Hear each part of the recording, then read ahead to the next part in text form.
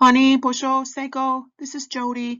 Welcome back to Using Our Voice. This is Module 5. What we're going to do in this module is we're going to look at interrupting harm. So in our previous modules, we've looked at the pathway to harm and what that can look like. We've also given some examples of what that discrimination, so those behaviors can look like within healthcare spaces, relationships, and service delivery. What we're going to do in this module is take a look at how we can interrupt that pathway to harm. So looking back, we're going to revisit the definition of racism. So it's basically a belief that a group of people are inferior based on the color of their skin or due to the inferiority of their culture or spirituality. So it's the belief that different races possess different characteristics, abilities, or qualities, and it's these distinct characters, abilities, or qualities of that specific race that defines them as superior to another.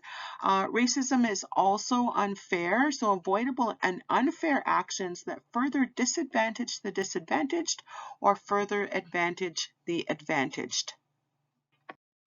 We looked at different types of racism. So systemic racism is otherwise known as structural or institutional. Epistemic racism, so that's looking at what is considered knowledge and how different forms of knowledge or different how knowledge is valued. Essentially, we looked at interpersonal racism, so that's also known as relational, so surfacing in interactions that people have with each other. We also looked at internalized racism, so this is racism one might have towards their own racial group. So why speak up? So revisiting In Plain Sight, so this is the report that came out of British Columbia that looks specifically at anti-Indigenous racism within the healthcare system. What they found is that because of stereotyping, Indigenous people were experiencing harm, poor quality of care, and even death. This was coming from unacceptable personal interactions, so disparaging racial comments, giving the cold shoulder, microaggressions like eye rolling, discriminatory behaviors that were identified by the review were also longer wait times, denial of service, so prioritizing non-Indigenous patients for care and Indigenous being made to wait longer. Lack of communication or shunning, so failure to provide appropriate information, being shut out of care, and healthcare providers disengaging from Indigenous patients. Okay, so some more of those discriminatory behaviors that the review found: not believing Indigenous patients and minimizing concerns. So failure to take seriously the symptoms that are being expressed, dismissing concerns expressed by Indigenous patients, and often, being so explicit as to accuse them of faking. So going that far to communicate to an Indigenous patient that it's believed that they're faking their symptoms. Inappropriate pain management or no pain management. So this is minimizing or ignoring pain or denying pain medication to Indigenous patients, sometimes with explicit reference to the stereotype that Indigenous people were drug seeking or somehow felt pain differently. So there's a belief out there that Indigenous people have higher pain thresholds, therefore they don't need pain medication as much as Indigenous patients, and they're not as deserving because they're not in as much pain because of those beliefs that they have higher pain thresholds. This is quite common. Just recently it came to light. We had an Indigenous man, beloved community member in hospital that had recent amputation, and as he was expressing pain to the nurse was responding in a dismissive way as saying, "Oh, of course you're in pain. You just had your leg cut off," but not following through with actually addressing, his issue and providing that pain relief. Rough treatment, this could be disrespectful and manhandling treatment at times, resulting in physical harm and chronic pain. Medical mistakes. So this can be misdiagnosis, and it can be just flat out oversights, missing things, often related to falls and based on the belief that an Indigenous patient was under the influence of alcohol or drugs. So going right to that assumption that the symptoms are alcohol or drug related and not investigating any other possibility for the symptoms that are presenting, and that can result in drastic consequences for Indigenous people. Lack of recognition, respect regarding cultural protocols. So healthcare workers not open to hearing about traditional medicine, denying permission to practice cultural protocols and ceremony, and being intolerant to involvement of community and family. In this report, one elder that was sharing experiences vividly described the feeling of angry hands of healthcare workers over her lifetime. So think about this. This is an elderly person, a lifetime of experience with healthcare professionals that she believed were angry.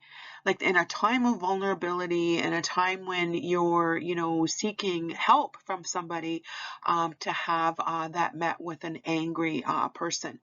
So that's part of what we experience as Indigenous people. And all of these things that we just highlighted, they can have drastic impacts. So the potential impacts on patient and families of racism towards Indigenous patients within that healthcare system, that lack of assessment. So not even being triaged, not even being seen because they've been kicked out of the emergency waiting room without getting looked at, for example. Misdiagnosis, lack of treatment, and death. So we're going to revisit the experience of Brian Sinclair. What I've got here is information pulled from the inquest. So to start off with, we're looking at where it happened. So Winnipeg is the largest urban Indigenous population in Canada with over 90,000 Indigenous people, and that's 12.5% of the city's population. So Winnipeg has a reputation for being racist. There's a lot of Indigenous people on the street, a lot of visibly Indigenous people that are experiencing the health and social outcomes that can be related back to colonization and that colonial oppression and all that we've experienced as Indigenous people. But in Winnipeg, there's a large percentage of that. So that's something to keep in mind as well. You want to keep in mind, where are you at when you're observing engagement with Indigenous people. So the video of the emergency department, again, the entire emergency department was being video recorded. So the video shows Brian arriving at the triage desk. The attendant was shown writing something down on a piece of paper, and that piece of paper was never found. So there was no triage assessment done, so no formal assessment. There was no contact with him on record. So no record whatsoever of contact with him. There was no action at all taken to address his medical needs. 24 hours into his wait, housekeeping staff was called to attend to a puddle. So this was housekeeping staff that attended, not healthcare staff. And this is after waiting 24 hours. Hospital staff, when asked about Brian Sinclair, they described him as a regular. So during his 34-hour wait, medical staff had observed him 17 times during that wait. A nurse provided testimony. I thought he was drunk and sleeping it off. The video showed that this was after a 30-second visual assessment. So there was no interaction, no conversation, no, assessing vitals or inquiry into symptoms, nothing. It was a visual assessment that this nurse had made. I thought he was drunk and sleeping it off. A nurse testified that she thought he wasn't on her list, so she didn't check him. Video recording showed her waking a patient that was close by, looking at the wristband and reassessing. She admitted that she wouldn't know if Brian was on her list because she didn't check his wristband. So again, that assumption he's drunk and sleeping it off. Security guard brought attention to the nurse, so brought attention to Brian with the nurse. That nurse later testified that she didn't recall that 90-second conversation, even though it was recorded on video. So even though the security guard came to the nurse and said, hey, there's this individual here, the nurse is not recalling that at all, that 90-second conversation. So his death, it came from a blocked catheter. Had that been addressed, he would have survived.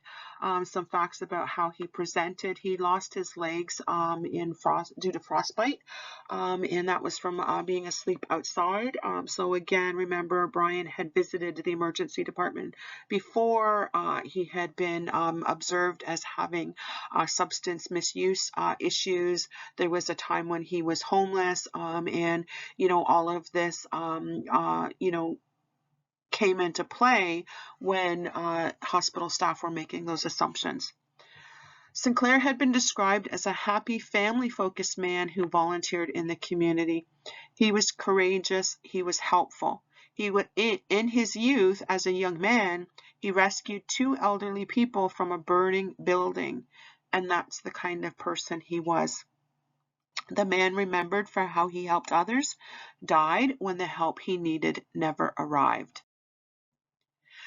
So really, that's the type of harm that we're seeking to interrupt. That's on, that's all of that. That's lack of assessment, that's misdiagnosis, that's lack of treatment, and that's death. So that encompasses all of that harm that we're wanting to interrupt. So what can we do when we see racism in action around us?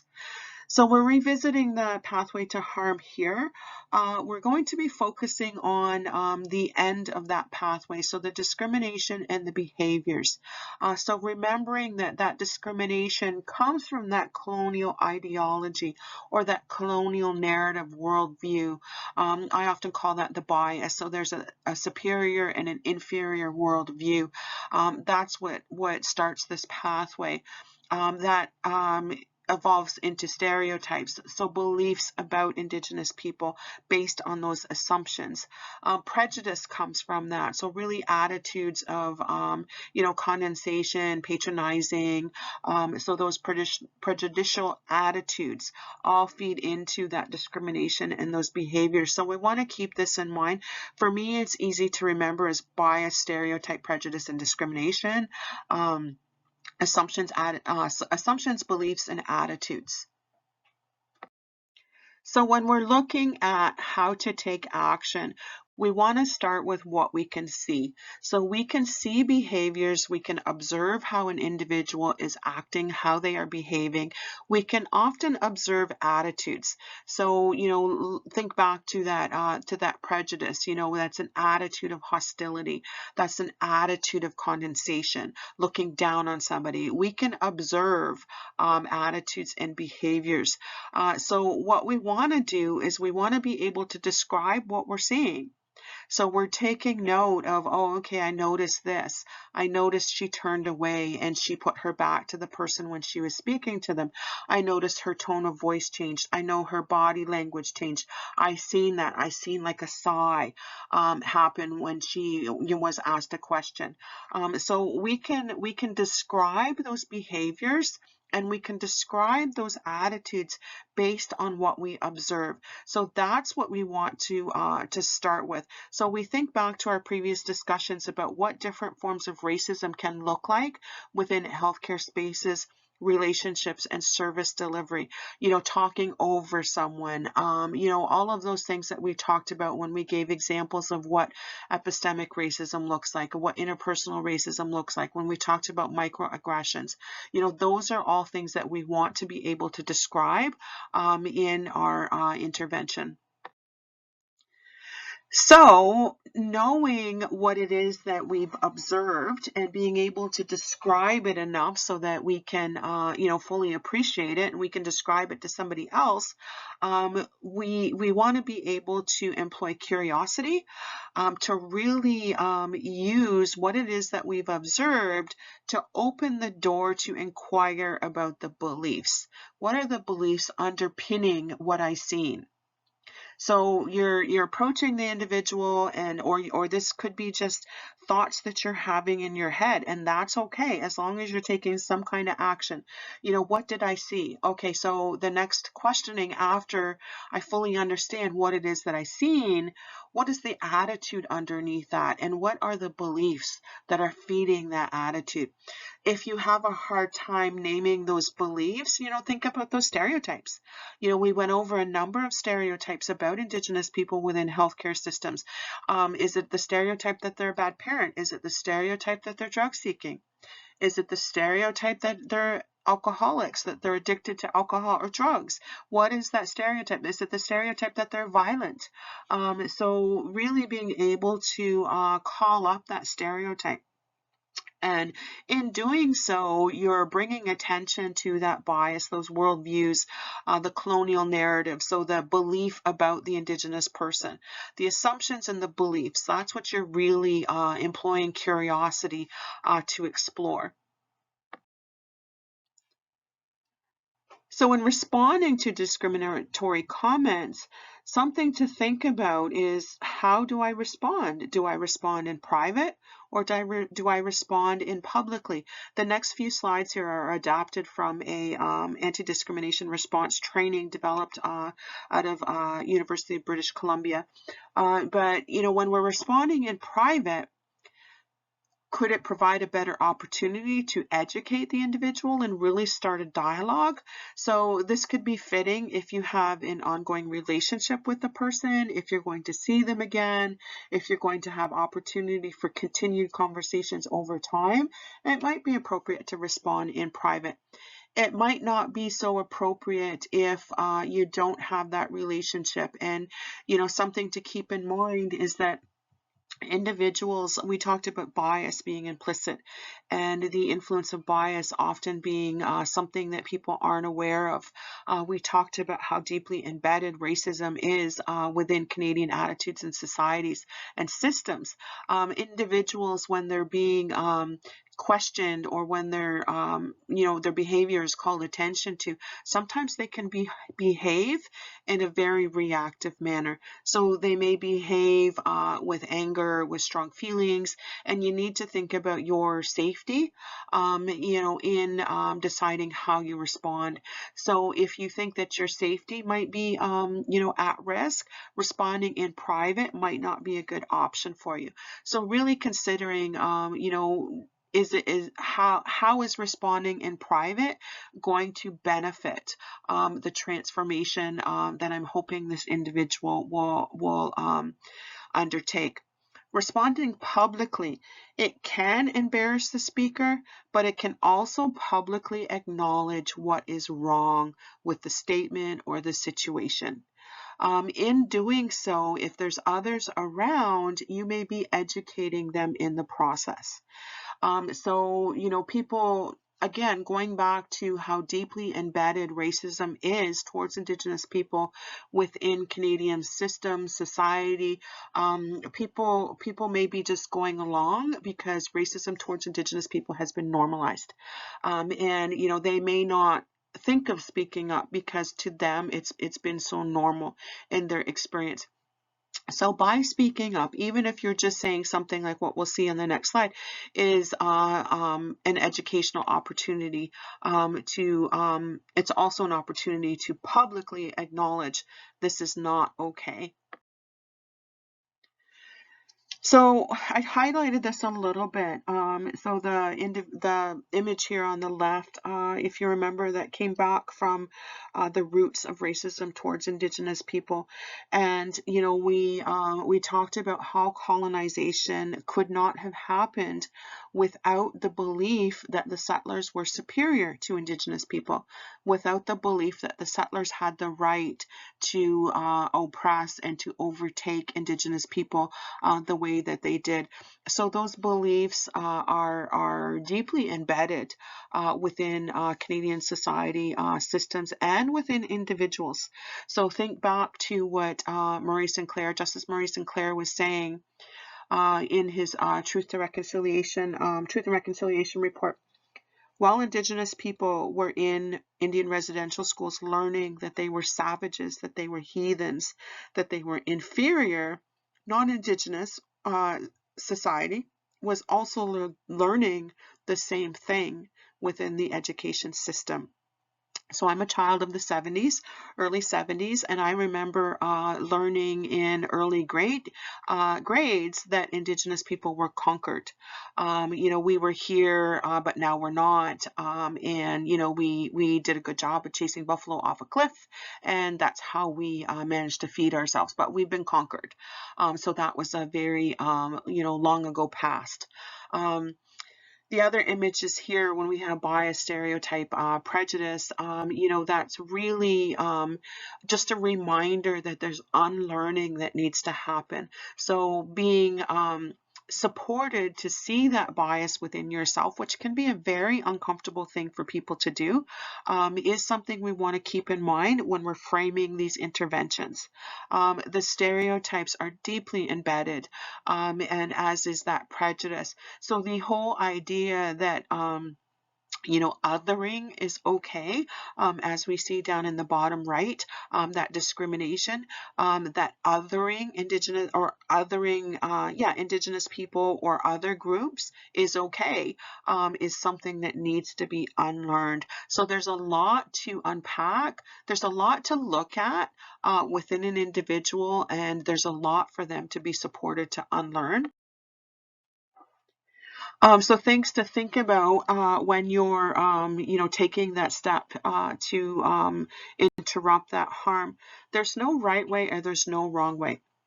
So if you're staying silent, you're staying complicit. So you are essentially agreeing and supporting that individual in whatever it is that they're doing. So their statements or their actions, you're signaling agreement when you're being silent. So that's something to keep in mind. There is no right way or wrong way to respond. What's important is that you do respond and that you do take action to interrupt that harm. So one of the things that you would think about is, what goal do you have? Do you want to stop or interrupt that pathway to harm? Do you want to educate the person? Do you really want to support them to see things differently and to evaluate, their attitudes and approach to engaging with Indigenous people? When you have little invested or there's no ongoing relationship, sometimes it's just, I just need to stop this. One of the things that you'll notice when you're observing interactions where racism, prejudice, and stereotypes are having influence is you may feel yucky inside.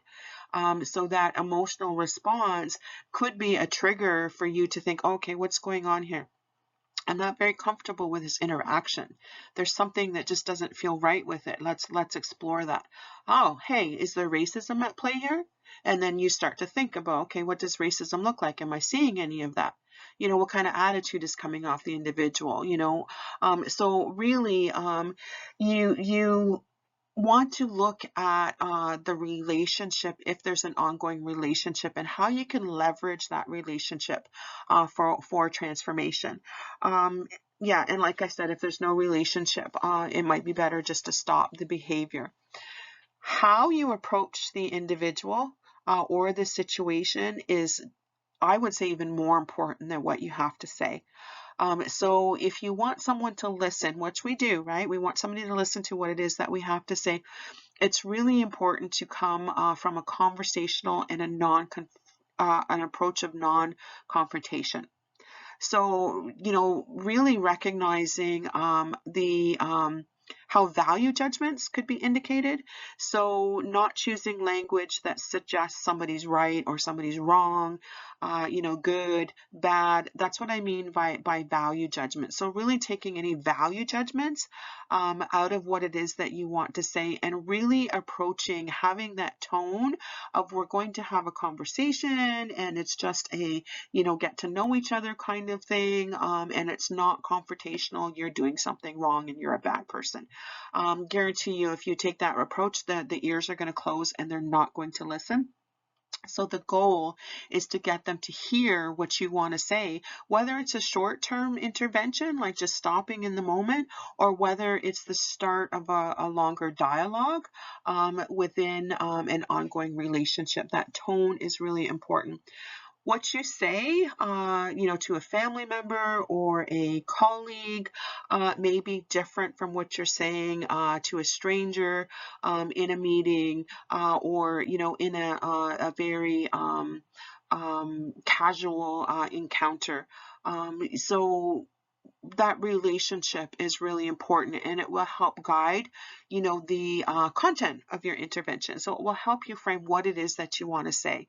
Because if you only have a small window, of course, you're going to want to say what's going to be most effective. So framing the conversation. So again, we're revisiting the pathway to harm. We already talked about, really looking at the behaviors, really looking at the attitudes and describing, even if you're just describing to yourself, you can take notes, you can, frame your conversation with whoever you want to, speak to. You can describe as well to that individual. But really, you want to take a look at those behaviors and those attitudes. You don't want to be looking at the intent behind why they may have been doing things that way. You may not want to be, saying, oh, well, I know they're a good person. You don't want to be making excuses for the behavior that you see. You really just want to be looking at the behavior that you see. Indigenous cultural safety, it parses or it separates intent from impact. The intent really isn't important. And in these conversations, you may have individuals kind of come up and say, well, that's not what I meant. This is what I wanted to say. This is what I was, this was my intention. The intent is not important. What is important is the impact on Indigenous people. So when you're describing those behaviors and attitudes, that's something that you want to keep in mind. You don't want to be bringing into that space intent. So you can be asking, what attitudes are surfacing here? How is prejudice shaping this behavior or the treatment of this Indigenous person? So, we've taken a look at the behaviors and the discrimination. Now we want to understand the prejudice or the attitudes. And once we can identify, oh yeah, that was condescending, that was patronizing a little bit, or that was hostile, what happened between this patient and that patient where they changed and they all of a sudden came across as hostile. So when we have that understanding, then we can start to look at the beliefs. So what are the beliefs that may be guiding this attitude, that may be underpinning this attitude? Are they hostile because they think Indigenous people are getting unfair advantages? Could be. The beliefs are shaped by assumptions. So once you got an idea of what the beliefs may be shaping those attitudes or that prejudice, then you can start to inquire about those assumptions. So that's the worldviews, the colonial ideology. So that's the type of process that an intervention can take to be effective. And again, really, it's curiosity around those assumptions and those beliefs that's going to open the door for some transformational learning to. So that transformation, that transformative learning that's to happen, one of the things that you can do is to counter the narratives that are surfacing. So we looked at the behaviors, the specific behaviors. We looked at the attitudes. We looked at the beliefs that are in those stereotypes. We looked at the assumptions. Now, if we know those assumptions and those beliefs, we can suggest a different way of looking at Indigenous people or the situation. So that's what I mean about countering narratives. So you heard me say that those colonial ideologies or that colonial worldview, I often call that colonial narratives. And that's really what is believed about Indigenous people. That's simple. What it is that's believed about Indigenous people: they are childlike, they are incapable, they are a threat to settler society. So when you counter those narratives, you're sharing food for thought that invites a different perspective, a different way of thinking about things. So once we know the stereotype that's having influence, the assumption of the belief, then we can counter that. So what does that mean to counter? So really what we do is we give them information that is contrary, that is opposite to what they might be thinking. We could start with looking at why they hold that assumption belief. Is it because they just don't know? Is it because they don't know the history of colonization? They don't know the connection between colonization and the health and social outcomes Indigenous people experience today. When we talked about the unfair advantage, there's many that don't know where those NIHB, those non-insured health benefits, where they come from, or why there is a fiduciary responsibility of the governments to care for Indigenous people. They just don't know. So there's that lack of knowledge, those knowledge gaps. Do they believe something, or are they, assuming this because it's common across workplace society or their family? And you remember when I talked about Brian Sinclair and how that occurred in Winnipeg, negative beliefs about Indigenous people are common, more common across that society than they may be in other societies where there is, good relationships with Indigenous communities, or, unless they're less visible. Less visible is probably the best way to say that. So, looking at countering the narratives, we can put some work into understanding where the roots of that assumption or belief is coming from. We can counter that by saying, well, perhaps learning a bit more, you might see things differently. Or, remember, we're thinking about a conversation, an ongoing conversation that we might be having with the individual. I used to think that until I learned this. And now I see what you want to be, substituting for their, assumption. And again, remember, we're coming from a place of not assigning any judgments. There's no value judgments made, so there's no right, there's no wrong. So yeah. An example. So if you see that the Indigenous person, the interaction is being influenced by the stereotype that they are drug seeking. Go back to my example about my family members that were seeking medical supervision during their detox from alcohol. If there was actually a complaint made a comment made by a social worker in the emergency department. Oh, they're only here to get the benzos, and once they get those, they're going to be out the door. I could have said in that moment, well, that this medication is essential to him surviving this detox, because alcohol detox can kill an individual.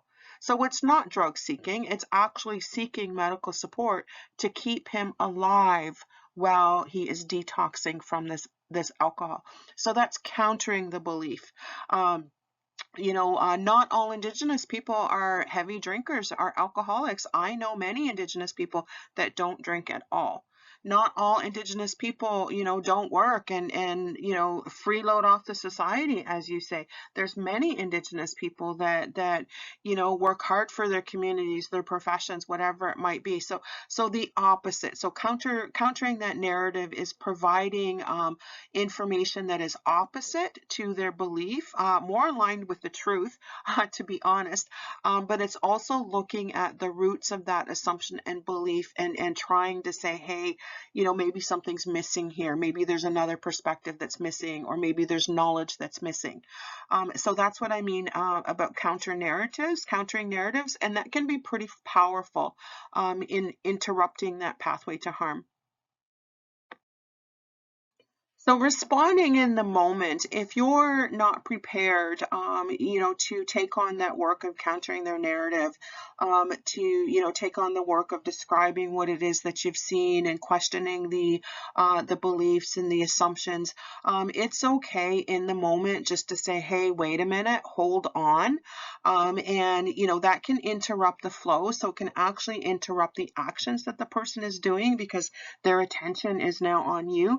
It can indicate to them that they're being observed. And sometimes people behave differently when they know that they're being watched than when they're being reminded that they're being watched. It can be something that you can do to give yourself a few moments to kind of frame what it is that you want to say. So it can be very effective in the moment to just say, hold on a minute. Let's pause here. Something doesn't feel right about this.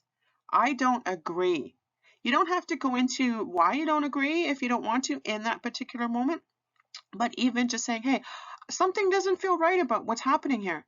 I'm feeling uncomfortable with how this person is being treated. Just hold on a minute. Let's just stop. That can be very effective in interrupting that pathway.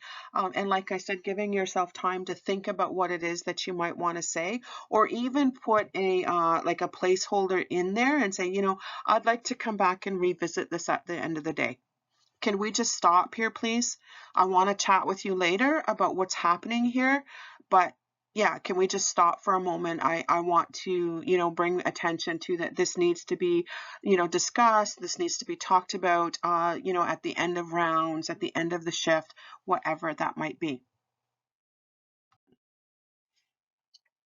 So if you're addressing it later on, you've had some time to kind of gather your thoughts. You've had some time to take a look at what you learned about that pathway to harm. Remember, thinking assumptions shape beliefs, shape attitudes. What are the assumptions that I want to inquire about here? This attitude, this behavior is something that I've seen. I want to get back to, the beliefs. So, when you've had some time to gather your thoughts, you've calmed down a little bit because, like I said, it can be very emotional. It can be very harmful even to be in environments where you're witnessing psychological harm, being done to other people. That can be very upsetting. So you want to take the time to care for yourself so that you're in a position where you can speak about your experience.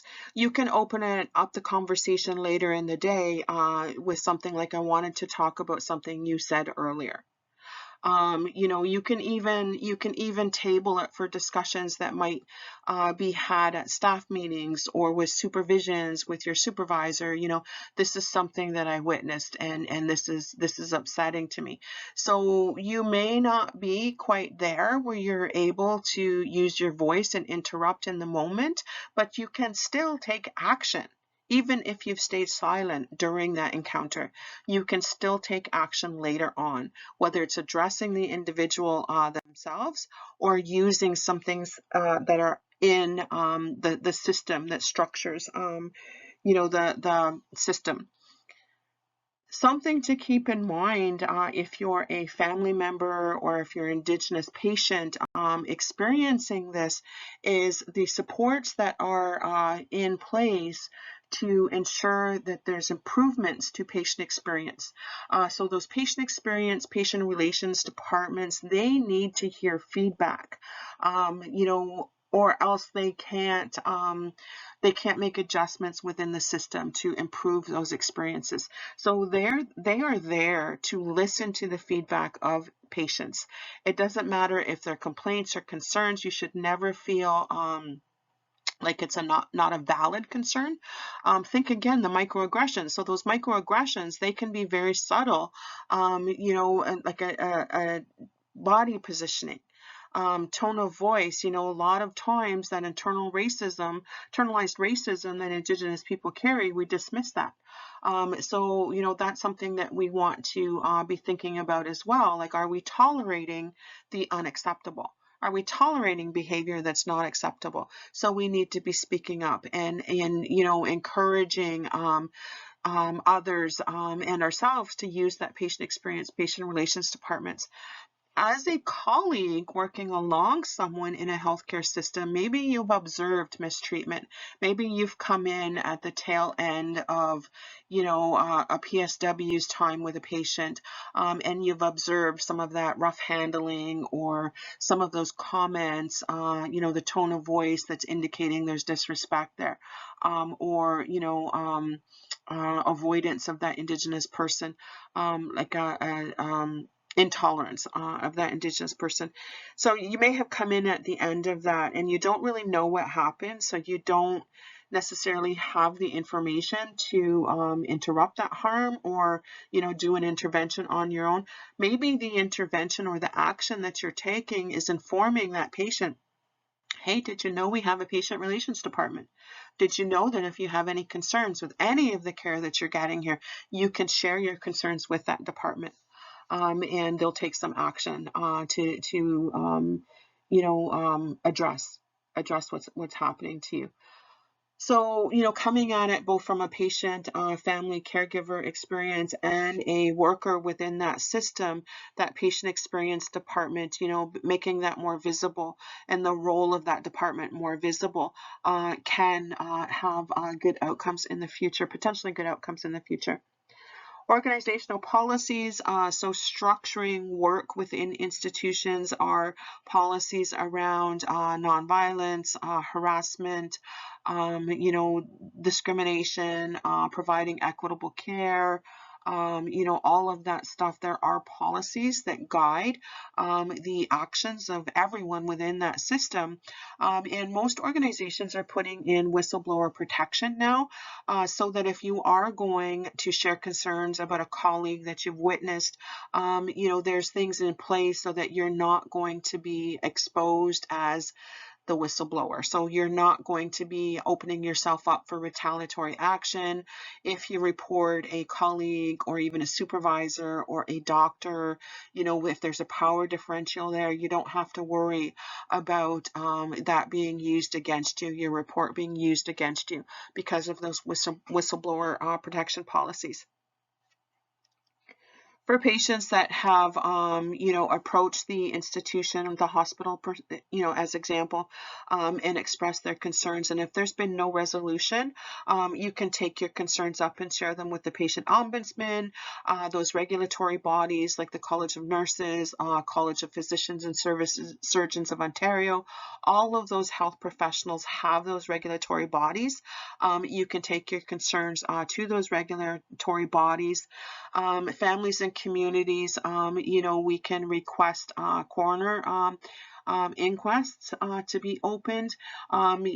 It's not something that is I would say easy to request. Like, you really do need to have that leverage whatever it is that you can. So if you're coming from an Indigenous community and you've got the support of the broader Indigenous community, like the First Nation or like the Friendship Center or something, kind of getting some advocates to stand with you in requesting that inquest. Public media can be good to put pressure on opening those inquests.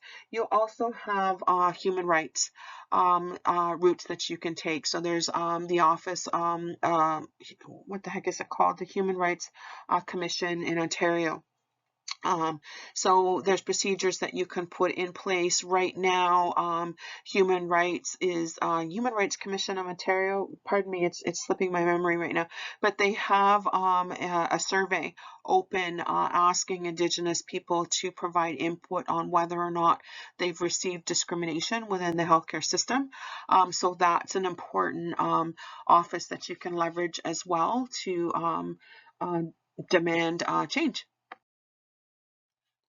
So something to consider, when you're looking at these instances that are brought attention to. So you're really looking at the experiences of the Indigenous person, kind of the whole context of that. A question to ask is, what needs to change to make sure this never happens again? What needs to change to make sure this never happens again? As an Indigenous patient bringing forward our experiences, we can say, hey, this is what I had issue with. I had issue with this statement. I had issue with this person talking over me and not listening to me. I had issue with the fact that I was turned away and I was not even given a proper assessment. So these are things that need to change. I need to be able to come into these doors and know that I will be assessed. To know that what I share about my symptoms will be listened to, will be heard. So, when you're framing your feedback to that system, really think about what it is that needs to change to make sure this never happens again. And like I said, for the patient, it may just be, this is what my experience, the horrific parts of my experience. I was going to say unpleasant, but it's not unpleasant. It's sometimes really horrific what we experience and what we tolerate. That's what we can share with the system. We don't have to, we don't have to be saying, oh, they need more training, they need this, they need that. All we need to be able to do is to say, hey, this is what my experience is, and I never want to feel like this again when I approach this institution for care and for help. Within the organization, that's another valuable question. What needs to change to make sure this never happens again? We opened with looking at the inquest into Brian Sinclair's death. One of the things that they found is that the flow within the emergency department. I believe that the triage desk at the time that Brian arrived did not have a triage nurse because of staffing issues. I may be wrong, but I think that's what happened. And part of the criticisms of that inquiry was that they focused more on the system, the components of that system within the emergency department, rather than on the behaviors of the individuals. So the sight lines within the emergency department, how it was physically set up, was seen to be one of the reasons why he was not noticed. So really looking at what needs to change to make sure this never happens again. Out of that came changes to the emergency department, the physical space, so that it was harder to not see patients. And out of that came commitments to ensure that there was always adequate staffing, nursing staff at that triage desk. So the individual that likely wrote some things down, they never found that paper again. It may have been just an individual that was passing an empty desk. So really, when we look at this interrupting harm, we need to be asking ourselves what needs to change to make sure this never happens again. What steps can we take as an organization to make these changes, and what actions can we take as individuals? So again, it's both organizational responsibility, it's about responsibility of individuals as well to shift the workplace culture. So as you'll see in the next module, when we look at the inquiry into Joyce Echaquan's death, there was a culture of dismissal. So there was common attitudes across that group of people that Indigenous people were not valued, weren't worthy of care. So that's workplace culture that needs to shift, and that requires individuals to take action to shift that. And again, it could be those individuals speaking up and say, hey, wait a minute, I don't agree with that. Or, hey, wait a minute, something doesn't feel right here.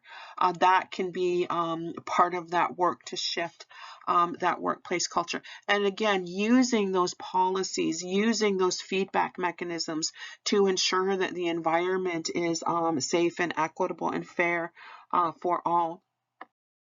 So what we're going to do next is we're going to look at the inquest into Joyce Echaquan's death. It's going to be quite detailed in what I share from the inquest, so actual quotes from the inquest. But what we're going to do is we're going to look at how we can potentially, take action at various points along her journey there to interrupt the harm and the outcome that she experienced. So again, Chimagwich for joining me today, and I look forward to talking to you again next time.